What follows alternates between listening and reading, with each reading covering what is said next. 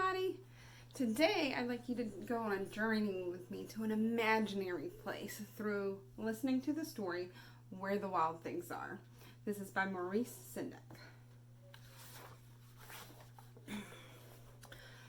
The night Max wore his wolf suit and made mischief one of a kind.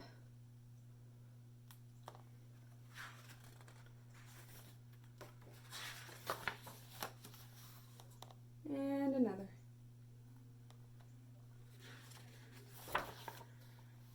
His mother called him Wild Thing, and Max said, "I'll eat you up."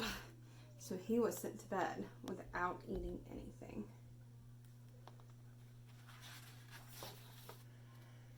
That very night in Max's room, a forest grew.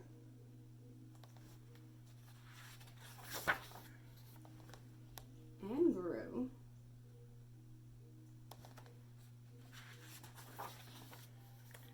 And grew until the ceiling hung with vines and the walls became the world all around.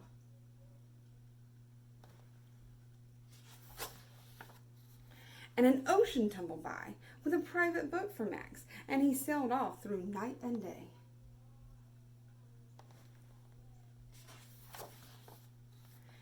And in and out of weeks and almost over a year to where the wild things are.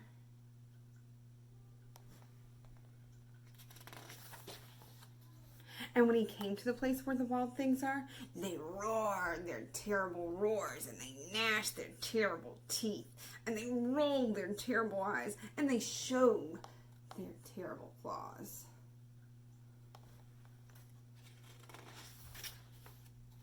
Till Max said, "Be still," and tamed them with a magic trick of staring all the way into their yellow eyes without blinking once, and they were frightened.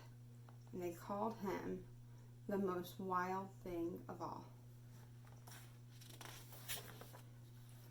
And made him king of all the wild things.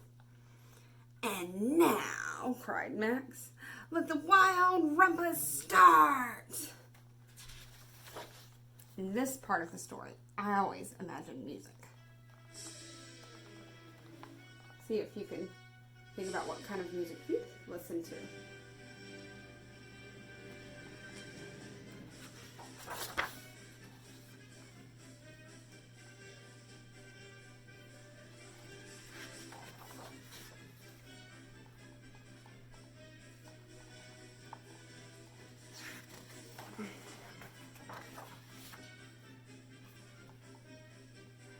"Now stop," Max said, and sent the wild things off to bed without their supper. And Max, the king of all wild things, was lonely and wanted to be where someone loved him best of all. Then all around, from far away across the world, he smelled good things to eat. So he gave up being king of where the wild things are. But the wild things cried, "Oh, please don't go. We'll eat you up. We love you so." And Max said, "No."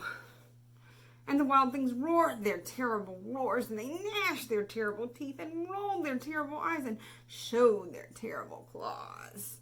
But Max stepped into his private boat, and he waved goodbye. And sailed back over a year, in and out of weeks, and through a day. And into the night of his very own room, where he found his supper waiting for him.